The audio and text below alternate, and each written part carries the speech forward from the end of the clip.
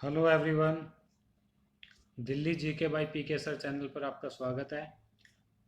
हम पढ़ रहे थे दिल्ली में स्वतंत्रता संग्राम से संबंधित घटनाएं। हम पढ़ चुके थे दिल्ली दरबार, दिल्ली षड्यंत्र केस, खिलाफत आंदोलन। यहाँ तक हमने कर लिया था। आगे हम देखते हैं असहयोग आंदोलन। देखो, महात्मा गांधी जी के बारे में अगर बात की जाए तो जब महात्मा गांधी जी 1915 में भारत में आते हैं तो वो पहले छोटे छोटे आंदोलन करते हैं और उसके बाद 3 बड़े आंदोलन करते हैं। तो अगर छोटे आंदोलनों की बात की जाए तो आप याद रख सकते हो CAKE, यानी कि पहले 1917 में चंपारण करते हैं। इसको चंपारण सत्याग्रह के नाम से जाना जाता है। उसके बाद अहमदाबाद मिल 1918 में, और उसके बाद खेड़ा सत्याग्रह 1918 में। ये 3 छोटे आंदोलन होते हैं जो महात्मा गांधी द्वारा लोकल लेवल पे होते हैं। इसके बाद वो 3 बड़े आंदोलन करते हैं और उन बड़े आंदोलनों में असहयोग आंदोलन यानी कि नॉन कोऑपरेशन मूवमेंट, असहयोग आंदोलन 1921 में जो करते हैं, ये जो है कंप्लीट इंडिया के बेस पे होता है। ठीक है, पूरे अभी जो छोटे आंदोलन थे वो एक पर्टिकुलर लोकेलिटी, एक पर्टिकुलर एरिया में होते हैं, लेकिन जो ये नेशनल आंदोलन होते हैं वो गांधी जी पूरे देश में करते हैं। तो नॉन कोऑपरेशन मूवमेंट ये स्टार्ट होता है 1 अगस्त 1920 से। उसके बाद दूसरा रहता है सिविल डिसोबीडियंस मूवमेंट, जिसमें नमक सत्याग्रह भी जिसको बोलते हैं। और तीसरा होता है क्विट इंडिया मूवमेंट, यानी कि भारत छोड़ो आंदोलन, जो 1942 में गांधी जी करते हैं। तो असहयोग आंदोलन के बारे में हम बात कर रहे थे। 1 अगस्त 1920 को महात्मा गांधी जी के द्वारा शुरुआत किया जाता है, लॉन्च किया जाता है। किसके एवज में किया जाता है, क्यों किया जाता है? इसका मेन कारण रहता है कि जो 13 अप्रैल 1919 को जलियांवाला हत्याकांड हुआ था, तो उससे पूरे देश में एक रोष था। तो उसी को लेके इंडियन नेशनल कांग्रेस और गांधी जी एक असहयोग आंदोलन करने की कोशिश करते हैं, और इसकी शुरुआत होती है 1 अगस्त 1920 से। जैसा कि ये नाम बता रहा है, असहयोग यानी कि नॉन कोऑपरेशन। इसमें कहा गया था कि महात्मा गांधी जी जो नॉन कोऑपरेशन मूवमेंट करेंगे, इसका एम होगा सेल्फ गवर्नेंस और फुल इंडिपेंडेंस। और जो मेन मोटिव होगा कि हमें नॉन कोऑपरेशन करना है, यानी कि असहयोग करना है, साथ नहीं देना है गवर्नमेंट का, और with non violence. Gandhi ji का नॉन वायलेंस जो था वो सबसे बड़ा हथियार था, यानी कि जो भी आंदोलन उन्होंने किया वो अहिंसा से प्रेरित होकर किया, कहीं पर भी अहिंसा नहीं होनी चाहिए। होता क्या है, चोरा चोरी में 1922 में चोरा चोरी में एक घटना हो जाती है और वहाँ पर कुछ हिंसक गतिविधियां हो जाती है, जिसके कारण क्या करते हैं महात्मा गांधी जी, असहयोग आंदोलन वापस ले लेते हैं। और इससे कुछ क्रांतिकारी जो बिल्कुल फॉर्म में आ चुके थे वो गांधी जी की आलोचना भी करते हैं, क्रिटिसाइज भी करते हैं कि क्यों गांधी जी ने इतना अच्छा आंदोलन चल रहा था, इसको वापस क्यों ले लिया। ठीक है, जबकि कुछ लोगों की हत्या से या कुछ लोगों का जो भी हिंसक प्रदर्शन रहा उनके कारण गांधी जी लेकिन इस चीज़ से एकदम दृढ़ थे, इस पे एकदम टिके हुए थे कि उनको नॉन वायलेंस से ही आगे बढ़ना है। तो ये था असहयोग आंदोलन। उसके बाद देखते हैं, उसके बाद इंपॉर्टेंट टॉपिक है साइमन कमीशन।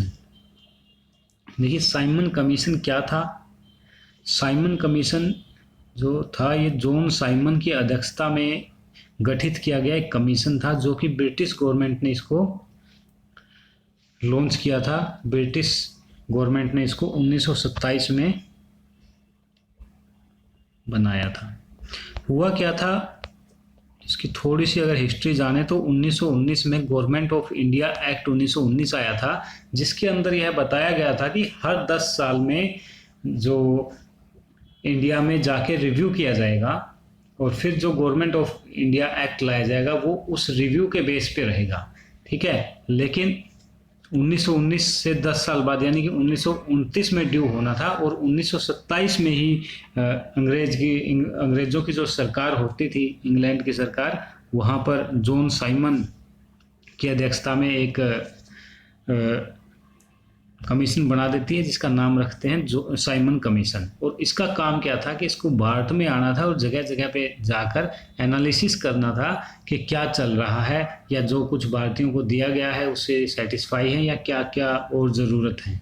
ठीक है। इसमें 7 टोटल मेंबर होते हैं, और 7 मेंबर होते हैं, इनमें कोई भी भारतीय नहीं होता, एक सिंगल इंडियन भी नहीं होता। और जब यह चीज़ भारत वालों को पता लगती है, इंडियन नेशनल कांग्रेस को पता लगती है, भारत के नेताओं को पता लगती है, तो इसका बिल्कुल पूरे देश में विरोध होता है। ठीक है, कि भारत वालों के सुधारों की बात हो रही है और एक भी कैंडिडेट, एक भी इसका मेंबर भारतीय नहीं है। इसमें क्या होता है, जब भी ये भारत में आता है 29 फरवरी 1928 को जब साइमन कमीशन दिल्ली आता है, तो काले झंडे लेकर लोगों की भीड़ एकत्रित हो जाती है, और हर जगह देश के हर कोने में जहाँ जहाँ पर भी साइमन कमीशन जाता है वहाँ वहाँ पर बहुत भीड़ इकट्ठा हो जाती है और इसका विरोध होता है। लाला लाजपत राय लाहौर में प्रदर्शन कर रहे होते हैं साइमन कमीशन के खिलाफ, और इन पर बहुत ज़्यादा लाठीचार्ज हो जाता है, जिससे बाद में इनकी मृत्यु हो जाती है। ठीक है, तो ये चीज़ इंपॉर्टेंट है। साइमन कमीशन से 7 मेंबर थे इसमें, और इनमें से एक भी भारतीय नहीं था, इसलिए इसका विरोध हो रहा था। दूसरी चीज़ फिर हुआ क्या, साइमन कमीशन भारत में आया, साइमन कमीशन ने अपनी रिपोर्ट सबमिट की 1930 में। 1930 में साइमन कमीशन अपनी रिपोर्ट सबमिट करता है, और उसके बेस पे फिर गवर्नमेंट ऑफ इंडिया एक्ट 1935 आता है। ठीक है, और जैसे ही साइमन कमीशन अपनी रिपोर्ट पेश करता है, उसके बाद 3 राउंड टेबल कॉन्फ्रेंस भी होती है, कुछ वहाँ से भी लिया जाता है। तो फिर इसके इन सब के एनालिसिस पे गवर्नमेंट ऑफ इंडिया एक्ट 1935 आता है। उसके बाद फिर 1937 में प्रोविंशियल इलेक्शन होते हैं, और वहाँ पर फिर कांग्रेस अपनी गवर्नमेंट बना लेती है। आगे देखते हैं, हिंदुस्तान रिपब्लिक सोशलिस्ट एसोसिएशन, इसको हम शॉर्ट में अगर बोलें HRSA भी बोल सकते हैं, हिंदुस्तान रिपब्लिक सोशलिस्ट एसोसिएशन। जो पहले इसका नाम था HSRA से पहले इसको बोलते थे हिंदुस्तान रिपब्लिक एसोसिएशन, और इसकी जो स्थापना की थी हिंदुस्तान रिपब्लिक एसोसिएशन की, वो की थी राम प्रसाद बिस्मिल ने, और 1923 में। ये क्यों की गई थी, जैसा कि मैंने आपको बताया था, जब असहयोग आंदोलन गांधी जी ने चलाया था 1920 में, और 1922 में चोरा चोरी घटना के कारण वापस ले लिया गया, तो एक क्रांतिकारियों का एक वर्ग गांधी जी से नाराज हो गया, गांधी जी को क्रिटिसाइज करने लगा। तो उन्होंने वहाँ पर उस टाइम पर क्रांतिकारी गतिविधियों को कंटिन्यू रखने के लिए एक एसोसिएशन बनाई, जिसको हिंदुस्तान रिपब्लिक एसोसिएशन कहा गया। और बाद में भगत सिंह, लाला लाजपत राय, सुखदेव, राजगुरु, इन सब ने बाद में इसको ज्वाइन कर लिया। ठीक है, और इसको HRS से क्यों बोला गया, जब भगत सिंह के कहने से इसमें एक नाम और ऐड कर दिया गया। जब भगत सिंह की लीडरशिप में इसका नाम हो गया हिंदुस्तान रिपब्लिक सोशलिस्ट एसोसिएशन। ठीक है, इसका काम क्या था, इसका काम था कि गांधी जी जैसे नॉन वायलेंस के सिद्धांत पे चल रहे थे, इन्होंने कहा कि हम वायलेंस के सिद्धांत पे चलेंगे। ठीक है, मतलब जहाँ पर ज़रूरत पड़ेगी हम वायलेंस करेंगे, वायलेंस करने से हम नहीं पीछे हटेंगे, रिवोल्यूशनरी एक्टिविटीज़ हम करेंगे। तो HSRA इसने हिंदुस्तान सोशलिस्ट रिपब्लिक एसोसिएशन ने मेन क्या क्या काम किए, इन्होंने रोबरी की, ठीक है, लूटपाट की घटनाएं की, जहाँ पर अंग्रेज़ों की जैसे एक काकोरी कॉन्स्पिरेंसी हुई थी, ट्रेन रॉबरी हुई थी। ठीक है, तो उसमें HSRA का ही हाथ था। ठीक है, जॉन सैंडर्स को मार दिया था। क्यों, क्योंकि जब लाला लाजपत राय की डेथ हो जाती है बहुत ज़्यादा लाठीचार्ज के कारण। साइमन कमीशन का जो विरोध कर रहे थे, तो जो HSRA है यही जिम्मेदारी लेता है, ठीक है, कि हम उसका बदला लेंगे और जॉन सैंडर्स को मारकर उनकी मौत का बदला ले लेते हैं। ठीक है, भगत सिंह और बटुकेश्वर दत्त क्या करते हैं? भगत सिंह और बटुकेश्वर दत्त असेंबली में बम भी फेंक देते हैं। ठीक है, वो भी इसी से रिलेटेड थे, HSRA से। ठीक है, 1928 में इसकी स्थापना दिल्ली के फिरोजशाह कोटला में हुई। पहले इसका नाम HRA होता था, हिंदुस्तान रिपब्लिक एसोसिएशन। इसका नेतृत्व भगत सिंह और चंद्रशेखर ने किया। इसका मेन एम था सारे देश के क्रांतिकारियों को जोड़ना। ठीक है, अब जो केंद्रीय विधानसभा में बम फेंकने की घटना हुई थी, सेंट्रल असेंबली में जो बम फेंका गया था, वो 8 अप्रैल 1929 को फेंका था भगत सिंह और बटुकेश्वर दत्त ने। ठीक है, इसका मकसद किसी को घायल करना नहीं था, बल्कि बाहरी सरकार को यह सुनाना था। ठीक है, बाहरी सरकार को एक आवाज़ पहुंचानी थी क्रांतिकारियों की, कि इंडिया के बारे में जो भी अन्याय हो रहा है वो सब उस पर कंट्रोल करें। ठीक है, और चंद्रशेखर आज़ाद, अशफाक उल्ला खान, भगत सिंह, सुखदेव, ठीक है, ये सब HSRA के मेंबर्स थे। उसके बाद देखते हैं Gandhi Irwin pact. Gandhi Irwin pact क्या कहता है? ठीक है, गांधी इरविन पैक्ट बेसिकली क्या है? 3 राउंड टेबल कॉन्फ्रेंस होती है। कहाँ पे? इंग्लैंड में। ठीक है, तो जो पहली राउंड टेबल कॉन्फ्रेंस होती है, फर्स्ट राउंड टेबल कॉन्फ्रेंस होती है, वो होती है 12 नवंबर 1930 से 19 जनवरी 31 तक। ठीक है, अब पहली जो राउंड टेबल कॉन्फ्रेंस है, इसमें इंडियन नेशनल कांग्रेस भाग नहीं लेती, यानी कि गांधी जी इसमें पार्टिसिपेट नहीं करते। अब जब इंडिया वालों के लिए राउंड टेबल कॉन्फ्रेंस की गई थी, जब इंडिया में जो मेन वर्ग था उस समय कांग्रेस ही मेन होती थी। ठीक है, मेन ऑर्गेनाइजेशन होता था। जब कांग्रेस ने ही पार्टिसिपेट नहीं किया, गांधी जी ने ही पार्टिसिपेट नहीं किया, तो उसका कोई मतलब नहीं रहा। फिर हुई सेकंड राउंड टेबल कॉन्फ्रेंस। इसमें गांधी जी वगैरह को क्यों नहीं पार्टिसिपेट किया? क्योंकि ये सब जेल में थे उस टाइम पे। जो सेकंड राउंड टेबल कॉन्फ्रेंस होती है सितंबर 1931 से और दिसंबर 1931 तक। ये इतनी लंबी लंबी कॉन्फ्रेंस इसलिए चलती थी क्योंकि आजकल जैसे हवाई जहाज़ हैं, काफ़ी आसानी से एक जगह से दूसरी जगह जाया जाता है। उस टाइम पर ऐसा नहीं था। उस समय पानी के जहाज़ों से जाना होता था, काफ़ी लंबे यात्राएं चलती थी। तो सेकंड राउंड टेबल कॉन्फ्रेंस में कांग्रेस ने हिस्सा लिया था। अब कांग्रेस ने हिस्सा कैसे लिया, किन शर्तों पे लिया? तो उस टाइम पर भारत में जो वायसराय थे वो थे लॉर्ड इरविन।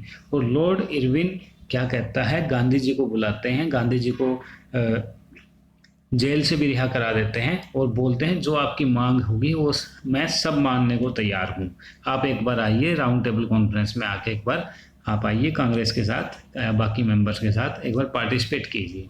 तो यहाँ पर गांधी में और इरविन में एक पैक्ट होता है। ठीक है, एक समझौता होता है जिसको गांधी इरविन पैक्ट बोला गया है। ठीक है, अब इसमें क्या क्या होता है? जो गांधी इरविन पैक्ट है, जो गांधी इरविन पैक्ट है, इसमें गांधी जी की लगभग सारी डिमांड मान ली जाती है। इसका जो ये इरविन था, इसका ब्रिटेन में काफ़ी विरोध होता है बाद में। यार तुम कैसे एक इंडियन की सारी बातें ऐसे कैसे मान सकते हो? लेकिन इरविन का यहाँ पर मैटर कर लिया था कि गांधी को बस वार्ता के लिए राजी करना था। ठीक है, यानी कि जो राउंड टेबल कॉन्फ्रेंस है उसके लिए राजी करना था। तो बेसिकली क्या क्या डिमांड थी, या गांधी इरविन जो पैक्ट था उसमें क्या क्या किया गया, क्या क्या चीज़ें, क्या क्या मेनली मांग ली गई? ठीक है, एक तो जो भी ऑर्डिनेंसेस थे, वो कांग्रेस के खिलाफ जो भी ऑर्डिनेंस थे वो हटा लिए गए। ठीक है, जो भी इंडिविजुअल या जो भी क्रांतिकारी सिविल डिसोबीडियंस मूवमेंट के कारण जेल में डाल दिए गए थे, उनको रिहा कर दिया गया। ठीक है, सबको। और एक सोल्ट टैक्स को हटा दिया गया, सोल्ट टैक्स को रिमूव कर दिया गया। तो ये काफ़ी सारी मांगे जो गांधी जी ने रखी थी वो सब यहाँ पर इरविन मान लेता है और एक गांधी इरविन समझौता होता है। ठीक है, इसका रिजल्ट क्या आता है, इसके बाद क्या होता है, इससे क्या है, गांधी जी चले जाते हैं और सेकेंड राउंड टेबल कॉन्फ्रेंस में भाग ले लेते हैं। ठीक है, फिर बाद में यहाँ पे ये भी सुनने को मिलता है, ये भी एक पॉइंट आता है कि जब गांधी इरविन समझौता हो रहा था, गांधी की हर बात मानने के लिए जब इरविन तैयार था तो गांधी जी यहाँ पर भगत सिंह की फांसी रोक सकते थे।